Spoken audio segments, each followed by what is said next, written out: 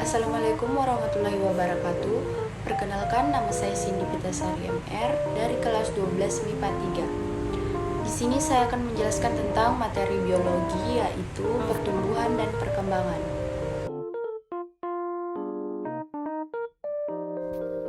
Pengertian pertumbuhan dan perkembangan. Pertumbuhan pada suatu makhluk hidup atau organisme dapat diartikan sebagai proses pertambahan biomassa atau ukuran, berat, volume, atau jumlah yang sifatnya tetap dan irreversibel, tidak dapat balik ke kondisi semula. Perkembangan dapat diartikan sebagai proses perubahan yang menyertai pertumbuhan. Perubahan itu meliputi perubahan bentuk dan tingkat kematangan makhluk hidup. Secara sederhana, perkembangan merupakan proses perubahan menjadi dewasa. Dalam proses tersebut, terjadi diferensi sel, perubahan struktur dan fungsi sel, histogenesis, pembentukan jaringan, organogenesis, pembentukan organ, dan gametogenesis, pembentukan sel-sel kelamin. B. Pertumbuhan dan perkembangan pada tumbuhan. Pertumbuhan dan perkembangan tumbuhan dimulai sejak perkembangan biji. Kecambah kemudian berkembang menjadi tumbuhan kecil yang sempurna. Setelah tumbuh hingga mencapai ukuran dan usia tertentu, tumbuhan akan berkembang membentuk bunga dan buah atau biji sebagai alat perkembangbiakannya. 1. Perkecambahan. Apakah yang dimaksud dengan perkecambahan? Perkecambahan adalah tumbuhnya embrio yang terdapat dalam sebutir biji. Embrio tersebut akan tumbuh menjadi tumbuhan kecil yang lambat laun akan tumbuh makin besar menjadi tumbuhan dewasa yang lengkap seperti pada gambar berikut.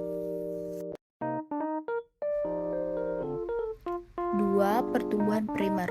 Pertumbuhan primer menyebabkan tumbuhan bertambah tinggi atau panjang dan hal itu terjadi pada semua tumbuhan. Kecambah mengalami pertumbuhan primer untuk membentuk tumbuhan herbaceous atau tidak berkayu. Pertumbuhan primer diawali oleh pembelahan sel-sel meristem apikal, yaitu sel-sel meristem yang terdapat pada pucuk batang dan ujung akar. Bagian terluar ujung akar dilindungi oleh tudung akar atau kaliptra. Tepat di sebelah dalam tudung akar terdapat daerah meristem apikal. Daerah meristem apikal terdiri atas 3 area, yaitu daerah pemilahan sel, daerah pemenjangan sel, dan daerah pematangan sel. 3. Pertumbuhan sekunder. Pertumbuhan sekunder terjadi pada tumbuhan perennial tahunan berkayu, misalnya pohon dan semak. Pertumbuhan sekunder merupakan hasil pembelahan sel-sel meristem lateral. Ada 2 macam meristem lateral yang terlibat, yaitu kambium vaskular dan kambium gabus. Keduanya merupakan jaringan yang bersifat meristematis sehingga sel-selnya memiliki kemampuan untuk tetap aktif membelah. Yang keempat, pembungaan. Pembungaan adalah proses pembentukan bunga. Pembungaan merupakan proses yang sangat kompleks yang meliputi banyak tahapan perkembangan dan semua harus berhasil dilangsungkan untuk memperoleh hasil akhir, yaitu biji. Tahap pertama proses pembungaan adalah induksi bunga. Tahap ini merupakan tahap ketika jaringan meristem vegetatif diprogram untuk berubah menjadi jaringan meristem reproduktif.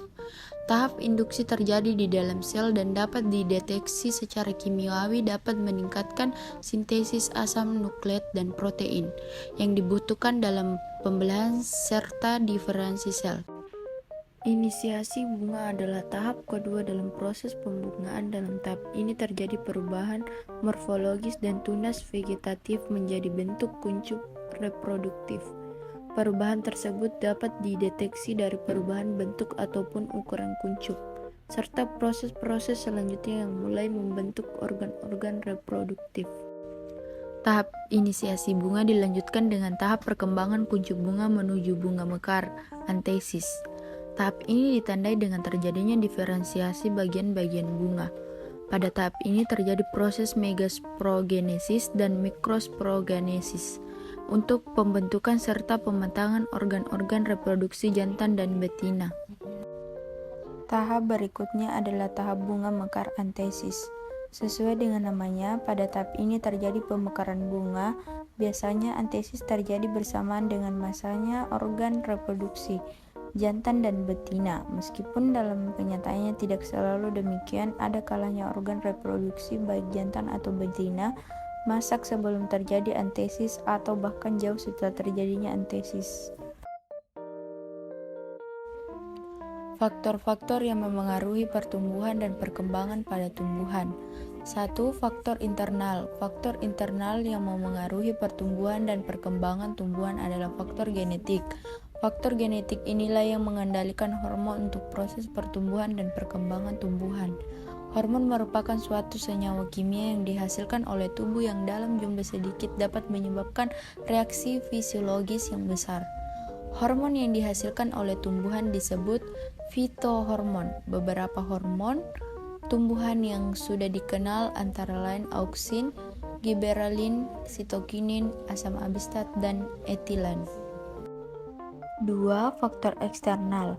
Faktor eksternal yang berpengaruh terhadap pertumbuhan dan perkembangan tumbuhan antara lain nutrisi, cahaya, suhu, kelembapan, dan aerasi. Berikutnya, pertumbuhan dan perkembangan pada hewan serta manusia. Secara umum, pertumbuhan dan perkembangan pada hewan tidak berbeda jauh dari pertumbuhan dan perkembangan pada manusia. Pertumbuhan dan perkembangan pada hewan serta manusia terjadi pada seluruh bagian tubuh, berbeda dari pertumbuhan dan perkembangan pada tumbuhan yang hanya terjadi di daerah meristem, terutama ujung batang dan ujung akar. Tahap embrionik. Tahap embrionik merupakan fase atau tahap pertumbuhan yang dimulai dan terbentuknya zigot sampai berkembang menjadi embrio. Tahap ini terjadi di dalam kandungan. Dalam tahap ini, zigot yang terbentuk dari fertilisasi antara sperma dan ovum mengalami pertambahan jumlah sel akibat pembelahan secara mitosis. Sementara itu, perkembangan zigot ditandai dengan adanya spesialisasi dan diferensiasi sel-sel serta jaringan untuk membentuk organ-organ hingga menjadi individu yang utuh. Tahap embrionik terdiri atas beberapa tahap, yaitu tahap morula, blastula, gastrula, dan organogenesis. 2. Tahap pasca embrionik. Tahap pasca embrionik dimulai ketika hewan lahir atau menetas. Pada tahap ini, semua anggota tubuh mengalami pertumbuhan dan perkembangan. Namun, kecepatan pertumbuhan dan perkembangan antara bagian tubuh yang satu dan bagian tubuh yang lain tidak sama. Pertumbuhan ini tidak berlangsung terus-menerus, melainkan berhenti setelah mencapai usia tertentu. Sementara itu, perkembangan dimulai ketika alat-alat kelamin telah mampu memproduksi sel-sel kelamin, yaitu gamet. Tahap pasca embrionik pada hewan, metamorfosis dan metagenesis. Tahap pasca embrionik pada manusia yaitu masa kanak-kanak, masa remaja, dan masa dewasa dan tua. Faktor-faktor yang memengaruhi pertumbuhan dan perkembangan pada hewan serta manusia. Sama halnya dengan tumbuhan, pertumbuhan dan perkembangan pada hewan serta manusia juga dipengaruhi oleh faktor internal dan faktor eksternal. Faktor internal yang termasuk faktor internal antara lain faktor genetik dan hormon. Faktor eksternal, pertumbuhan dan perkembangan makhluk hidup juga dipengaruhi oleh faktor dari luar atau faktor lingkungan. Beberapa faktor lingkungan yang berpengaruh terhadap pertumbuhan dan perkembangan hewan atau manusia diantaranya adalah makanan dan lingkungan, misalnya sinar matahari, suhu, air, dan kelembapan. Demikianlah materi yang dapat saya sampaikan. Saya akhiri. Wassalamualaikum warahmatullahi wabarakatuh.